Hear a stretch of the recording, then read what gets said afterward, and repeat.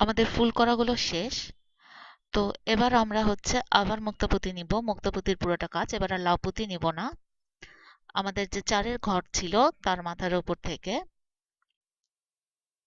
মনে রাখার জন্য চারের যে ঘর সেই মুক্তাপুতির উপর আমরা প্রথমে ছয়ের ঘর করব। আমরা নিচে যেভাবে কাজ করেছিলাম ঠিক সেভাবে। তো আমরা পাঁচটা মুক্তাপুতি নিয়ে নিলাম, যেহেতু আমাদের একটা মুক্তাপুতি হাতে আছে। তো আর পাঁচটা নিয়ে শেষ মুক্তাপুতিতে আমরা ক্রস করে দিব।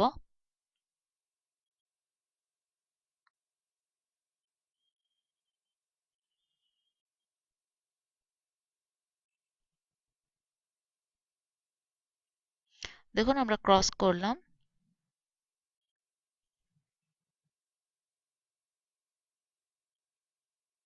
এবার নিচে যেভাবে কাজ করেছিলাম সেভাবে যে পাশের মুক্তাপুতির উপর দিয়ে আমরা সুতাটা বের করে নিব এবং ডান পাশের মুক্তাপুতির ভিতর দিয়েও সুতাটা বের করে নিব। অর্থাৎ আমরা নিচে ব্যাগের তলা করার সময় যেভাবে কাজটা করেছিলাম ফার্স্ট ভিডিওতে আপনারা দেখেছেন, ঠিক সেভাবে।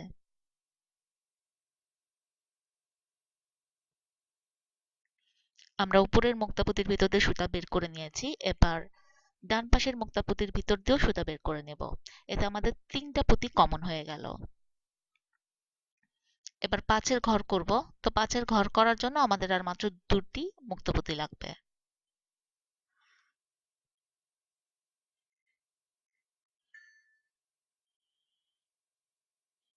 দেখুন আমরা দুটো পুঁতি নিয়েছি। এবার পাঁচের ঘর করব এবং শেষ মুক্তাপুতিতে ক্রস করে পাঁচের ঘর করব।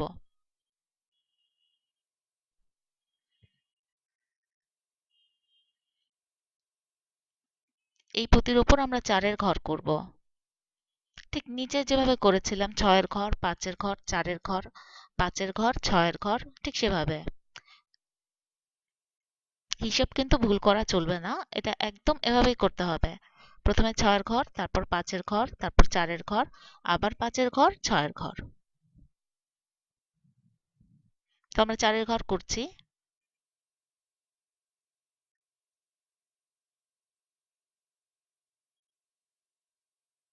এবার আবার পাঁচের ঘর হবে।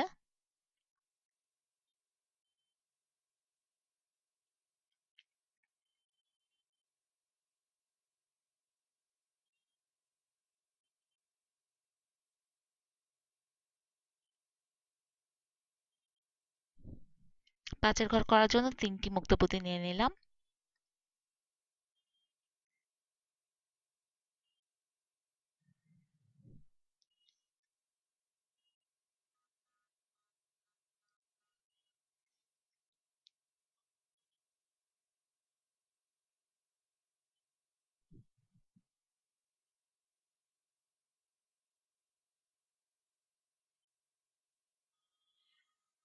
এবং পাঁচের ঘর শেষ করে আমরা উপরের পুঁতির ভিতর দিয়ে সুতা বের করব এবং নিচে পাশের পুঁতির ভিতর দিয়েও সুতাটা বের করব।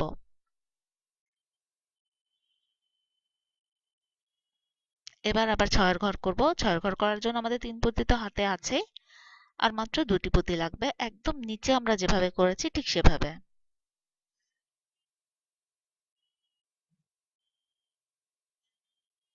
এবং হিসেবটা মনে রাখার সুবিধা হলো যে চারের ঘরের উপর আমাদের ছয়ের ঘর বসবে।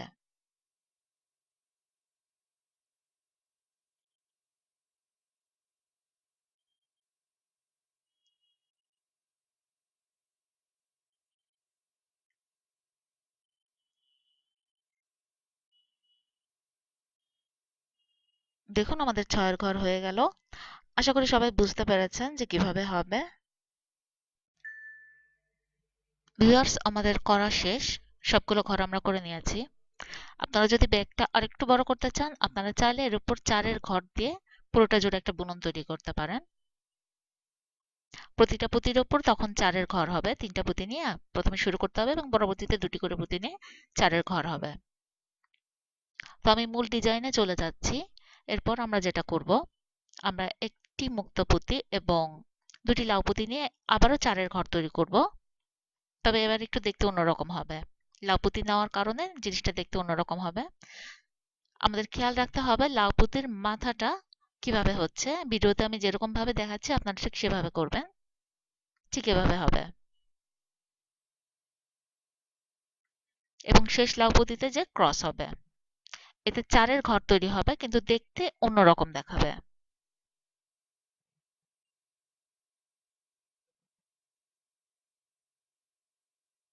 দেখুন, এরকম সুন্দর লাগবে দেখতে। এবার পাশের মুক্তাপুতির ভিতর দিয়ে সুতা বের করে নিয়ে আমরা পাশেও চারের ঘর তৈরি করব। ঠিক এভাবে আমরা সবগুলো মুক্তাপুতির উপরেই চারের ঘর তৈরি করব। পাশের বুননটা দেখুন, এখানে লাউ পুঁতির মাথাটা কিরকম হবে আমি দেখিয়ে দিচ্ছি।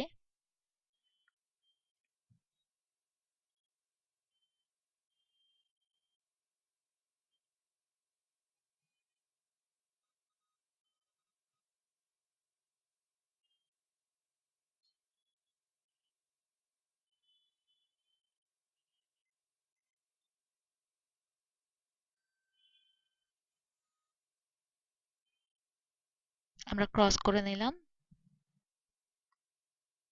তারপর সুতাটা আস্তে আস্তে টেনে দিব। যারা এখনো আমাদের চ্যানেল সান হ্যান্ডিক্রাফটসকে সাবস্ক্রাইব করেননি, প্লিজ আপনারা সাবস্ক্রাইব করুন। এতে আমি ভিডিও কোনো আপলোড করলে আপনারা পেয়ে যাবেন।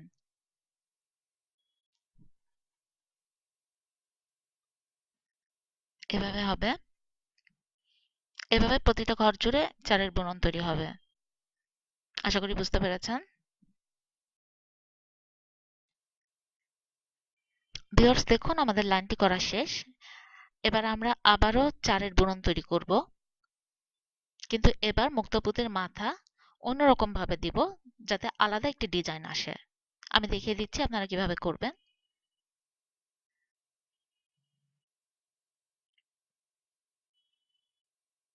আপনারা চাইলে আমার ফেসবুক পেজ তিতলি হ্যান্ডিক্রাফটসকে লাইক দিয়ে রাখতে পারেন।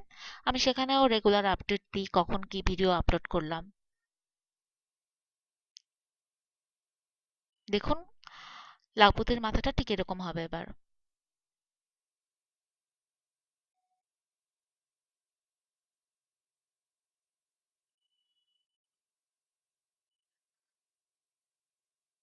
আমরা ক্রস করে সুতাটা টেনে নিব।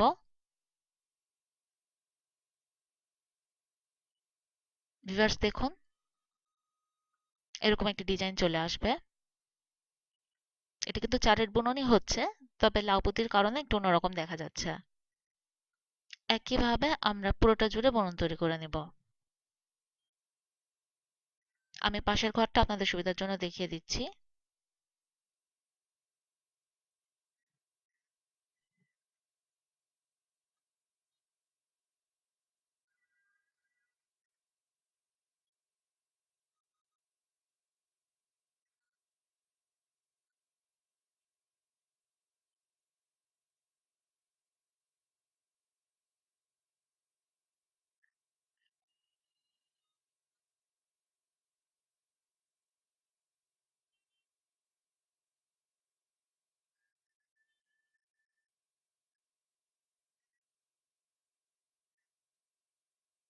দেখুন এরকম হবে।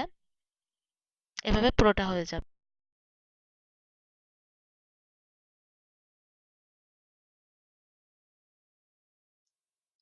আমাদের ব্যাগটি করা শেষ।